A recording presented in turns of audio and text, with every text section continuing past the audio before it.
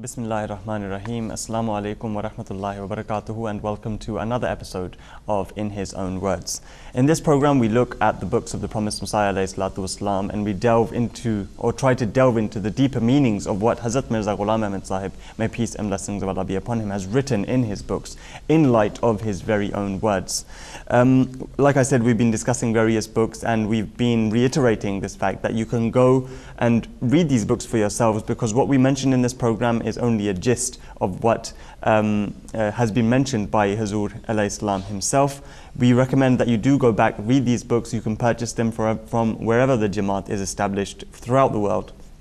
You can also go onto the internet to www.alislam.org, and in the library section under the English books you will find the books of the Promised Messiah ﷺ, which we talk about in this program there as well. Today we have with us Mudabbir Deen Sahib and Raza Ahmed Sahib, who inshallah will be discussing this book, The Blessings of Prayer, which is written by the Promised Messiah ﷺ. Gentlemen, the name of this book, Barakatud Dua, The Blessings of Prayer, it's such that you understand immediately the Promised Messiah ﷺ, as we've been talking about in previous programs as well, is paying stress on the fact that prayer is, naturally we can understand that prayer is essential. Prayer is something which exists today as it did before. The Promised Messiah ﷺ, one of the hallmarks of his appearance was to revive the concept of a living God. But when we read the book, we realize that there is a background to this book, and we need to understand that before we read the book. So could you just shed some light onto what the background of this book is? The actual reason for writing this book is evident throughout the book. Basically, there was a Muslim during the time of the Muslim Messiah. His name was Sir Sayyid Ahmad Khan, and he wrote two books. One was Dua wal Istijaba and Usul Tafsir. And in these two books, he has presented his beliefs, and Hazrat Masih Maud has proven that his beliefs are in fact wrong. It's a misconception that he has in these two books. First, Dua wal Istijaba, Sir Sayyid Ahmad Khan has presented this misconception that there is no such thing as acceptance of prayer. And throughout the book, Hazrat Masih Maud has removed this misconception and proven that from the Holy Quran that in fact there is the existence of acceptance of prayer. And the second book Sir Sayyid Ahmad Khan wrote was Usul Tafsir, and he has dealt with the commentary of the Holy Quran. And throughout the book, again, Hazrat Masih Maud has put forth the rules of actually commentating on the verses of the Holy Quran. And this is actually the background of the book. And then when we delve into the book, I presume, immediately at the very inception of the book, the Promised Messiah ﷺ doesn't specifically talk about the actual topic at hand, does he? Yeah, he talks about, the prophecy. He gives an example in the beginning of an accepted prayer. As we know, Laikram was one of the opponents of the Promised Messiah ﷺ at that time, and he spoke in a very foul language against the Holy Prophet ﷺ. So in the beginning, the Promised Messiah ﷺ gives his example. He made a prophecy against Laikram. There was also another opponent, Indraman. But he refrained and he backed away. But Laikram continued to speak in a very foul language against the Holy Prophet ﷺ. So the Promised Messiah ﷺ, he gave a revelation which he received from God Almighty, and he also states that if this person is not visited by some divine punishment, which is miraculous in nature and is distinct from everyday afflictions, and is far beyond ordinary suffering, and is accompanied by divine awe, within these 6 years, as we give a time frame of 6 years, then let it be known that I have not been commissioned by God, and these words are not from Him. And if I prove to be false in my prophecy, I shall be ready to face any punishment. The words Hazur says here, beyond ordinary suffering, at a later point Hazur clarifies that if people think that it's merely a fever or any smaller disease or illness, which could be coincidental. Exactly. So that's not what comes under this. It has to be something which decides about his life or his death, and that is exactly what happened with him during that time. And immediately following on from that, if you read on, the Promised Messiah talks about this very prophecy. Obviously, the first, I think, 4 or 5 pages in the English translation, he talks about this prophecy. And then we go on to read how much conviction the Prophet ﷺ had with regards to his truth. And he states, I too am subject to the laws of nature. If I publish this prophecy as a hoax, on the basis of mere presumptions and with some common ailments in mind, then the person who is the focus of the prophecy can likewise make a prophecy concerning me based on similar presumptions. I am quite willing that instead of 6 years, which is the limit I have set for him, he is free to stretch it to 10 years in my case. Lekram at present would be no more than 30 years old. He is a well-built young man, enjoying excellent health. I, on the other hand, am more than 50 years old, weak, chronically ill, and suffering from several ailments.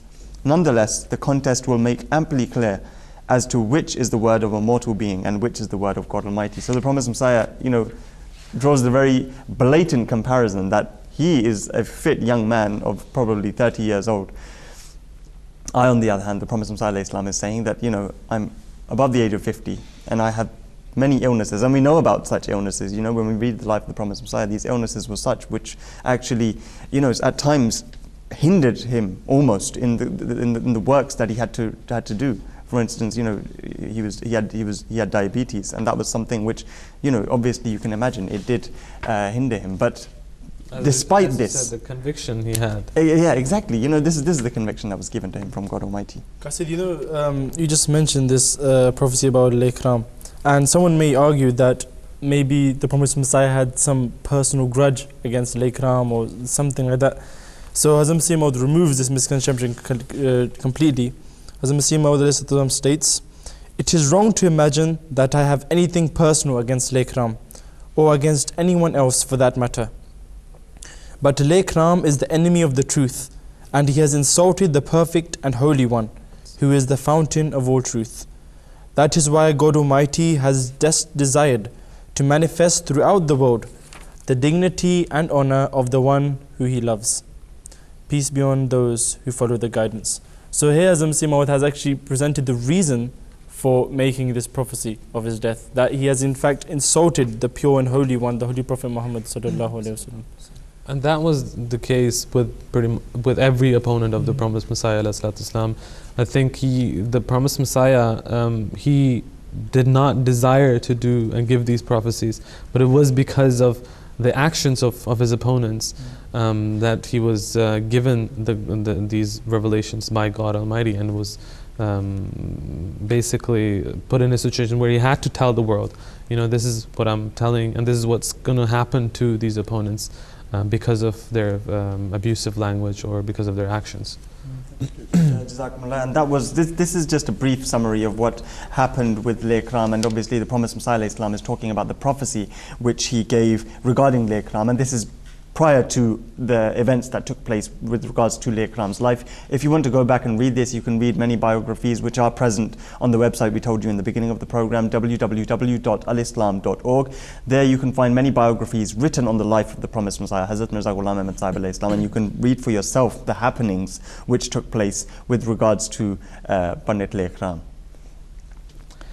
And now, the actual, as we said in the beginning, the topic of the book was that there was a person at that time of the Promised Messiah ﷺ who wrote a book, who wrote actually 2 books, denying the effect or denying the existence of the blessings of acceptance of prayer. So in the beginning, the Promised Messiah ﷺ, he summarizes whatever Sir Sayyid was speaking about.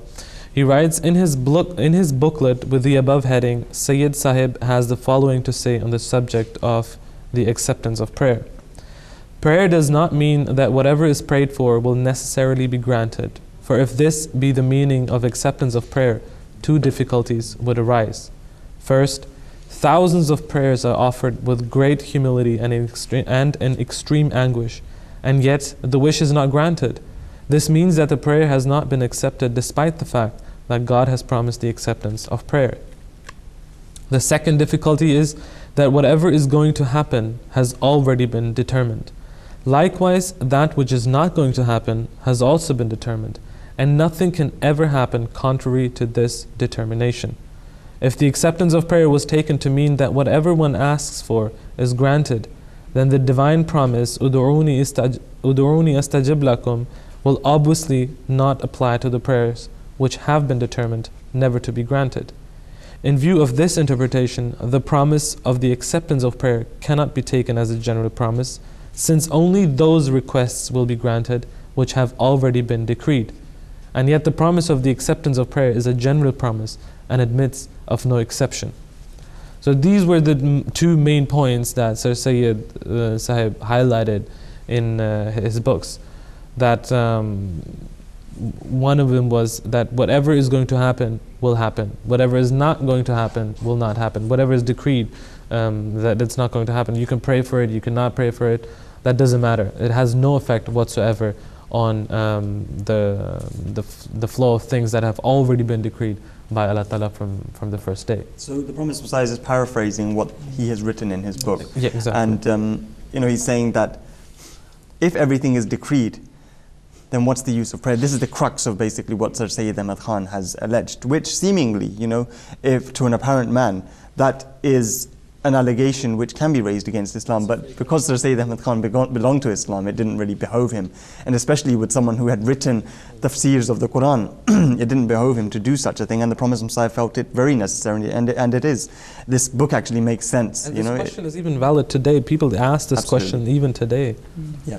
In this regard, the Promised Messiah then further goes on, and he states that there can be no other way of reconciling this contradiction and inconsistency between the verses other than to interpret the acceptance of prayer as the acceptance of worship, i.e. to consider prayer as a kind of worship which God Almighty has promised to accept when it is offered earnestly and with humility and submission. Thus, the reality of the acceptance of prayer is that it is only a form of worship, and it is merely on this account that it deserves merit. Of course, if the granting of something has already been determined, and perchance a prayer is also offered for it, it will be granted, not because of the prayer, but only because it was predetermined. So the Promised Messiah is sort of giving, suggesting the solution, how to reconcile this issue, that this is how it can be done, that you can call prayer worship, because, where God Almighty is saying, "Ud'uni astajib lakum," then the prayer that God Almighty is referring to, if the allegation is alleged that all prayers aren't accepted because, some things are decreed and some things, what we believe is that some things are decreed and some things can change in their decree. But we know that not all prayers are accepted because God Almighty has, He knows full well about the betterment of something. If that isn't the case, then the dua which is being mentioned here can mean worship as well. This is one reconciliation which can be, or interpretation which can be given. Qaasid Muin Ahmad continues. He's again, once he's presented the concept that Sir Sayyid Ahmad Sahib has presented, he actually carries on paraphrasing, and he's putting forward a self-raised question by Sir Sayyid Ahmad Sahib. Qaasid Muin Ahmad states, towards the end of his booklet, Sir Sayyid Sahib writes that those who are unaware of the reality of prayer and the wisdom inherent in it might object, what is the use of prayer when we know that nothing can happen that has not been predetermined? I.e., as we know that something which has been predetermined shall, in all circumstances, be granted, whether one prays for it or not, and whatever has not been predetermined will not be granted, no matter how many prayers one offers for it. Thus, prayer turns out to be a futile exercise. In answer to this, Sayyid Sahib says that it is man's nature to seek help when in distress, and it is due to this natural faculty that he prays without giving a thought to whether or not his prayer will be granted. He prays because it has been ingrained in his nature to seek everything from God.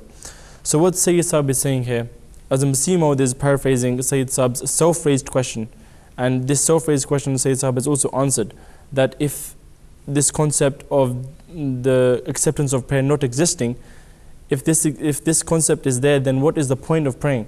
And Sayyid Sahib says that because it's man's natural faculty to just pray, and he doesn't have this concept that it will be granted or not to be, he just aimlessly walks around praying to God as As if it's like as an if it's instinct. yes, an instinct, a natural Yeah. faculty of man, basically.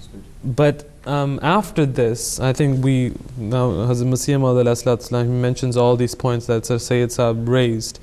But now in the second part after this, Hazur says that let it be clear that Sayyid Sahib is seriously mistaken in his understanding of the verses of the Holy Quran. Here it pains me to point out that if Sayyid Sahib did not have enough understanding to comprehend the verses of the Holy Quran, was also the law of nature hidden from his eyes when he wrote on this subject? Now, what he meant by this, the promised Messiah, ﷺ, he gives an example. And that example is, if we were to take everything to have been predetermined, it would be as ineffectual to use or not to use medicine as it would be to pray or not to pray. But Sayyid Sahib would never say that medical science is utterly baseless and that the true physician has placed no effect in medicine. If Sayyid Sahib, in spite of his faith in the divine decree, also believes in the efficacy of medicine, then why is he creating mischief and why he is discriminating in the similar and parallel laws of God Almighty? So for someone, for a worldly person, for example, that's a very great example.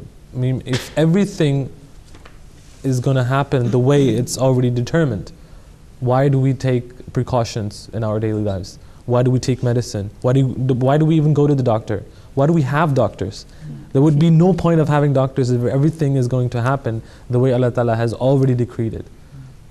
The profession would make no sense whatsoever. It's a perfect comparison. I mean, that is the closest that you is a beautiful comparison. How prayer and medicine, the treatment of medicine, the element of curing oneself goes hand in hand, because they're both, it's actually curing oneself spiritually, either spiritually or physically. That is what the Promised Messiah, and the Promised Messiah understands that Sir Sayyid Ahmad Khan is someone who understands examples from nature. And he's given the element, literally, he's given the example or argument from the very arguments that Sir Sayyid Ahmad Khan can understand. Qaasid, once, just after this, after Hazrat Masih Maud has removed this misconception, Hazrat Masih Maud now actually presents the actual concept of prayer. Hazrat Masih Maud states in his own words, prayer in essence means a relationship of mutual attraction between a righteous person and his Lord. This means that God's grace first draws a person towards himself, and then through the magnetism of the person's sincerity, God draws closer to him. In the state of prayer, this relationship reaches a point where it manifests wonderful qualities, where a man in grave difficulty falls down in prayer with perfect certainty, perfect hope, perfect fidelity, and perfect resolve, and when he becomes perfectly alert and advances far into the field of self-annihilation, tearing aside all veils of heedlessness, lo and behold, he finds before him the divine threshold, and he perceives that God has no associate.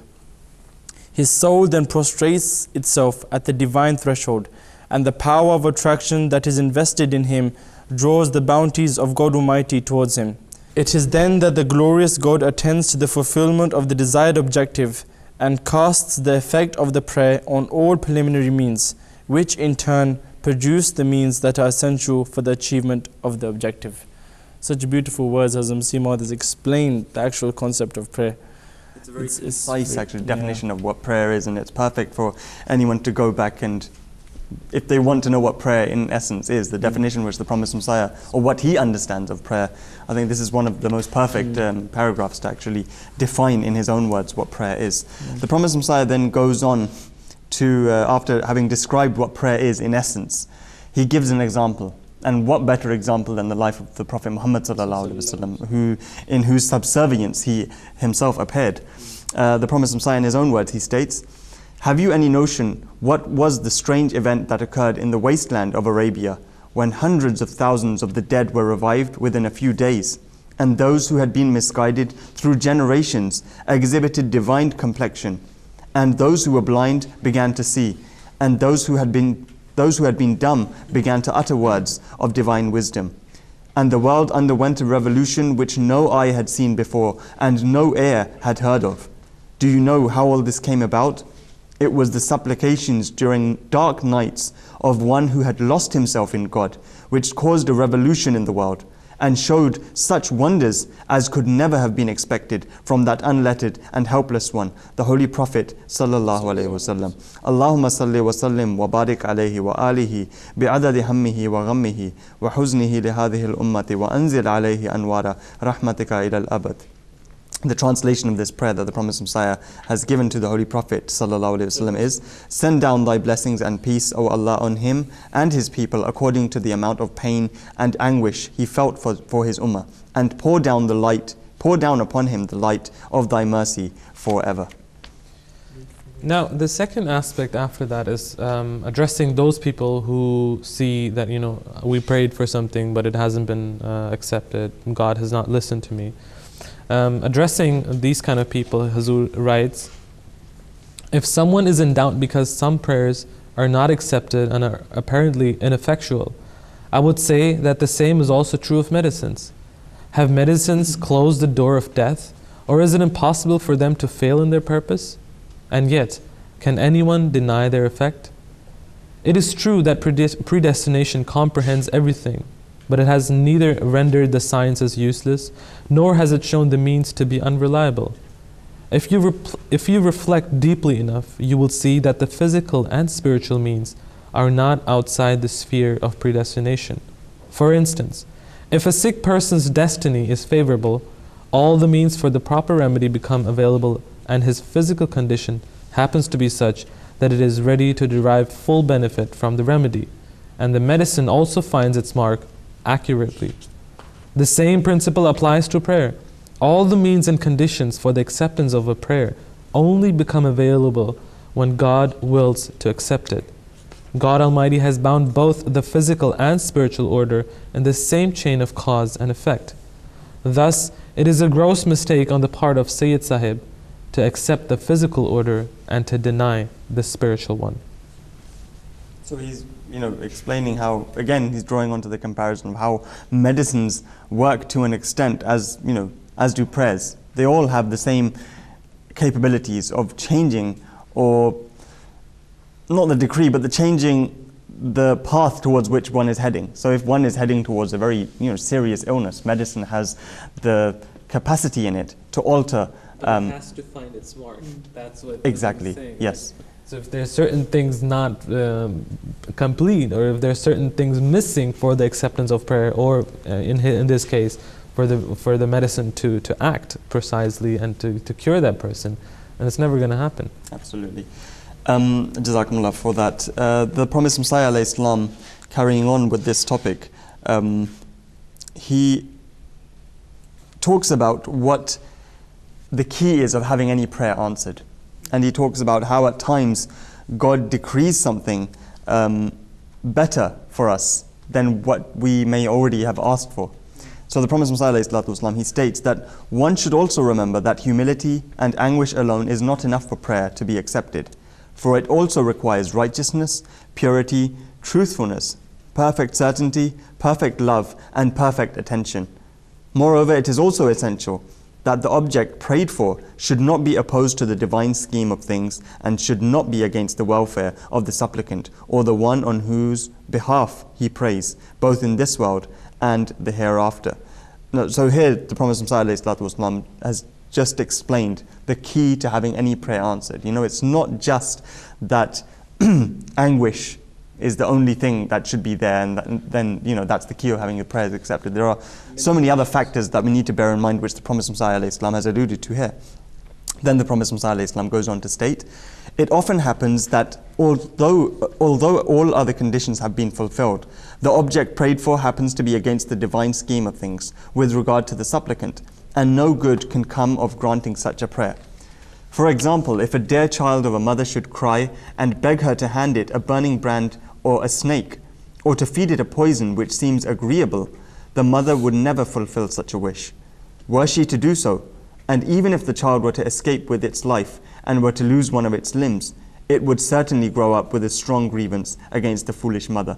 The mother here is such that the mother has had more experience. It's a being that has had much more experience and knows far beyond than the child can see.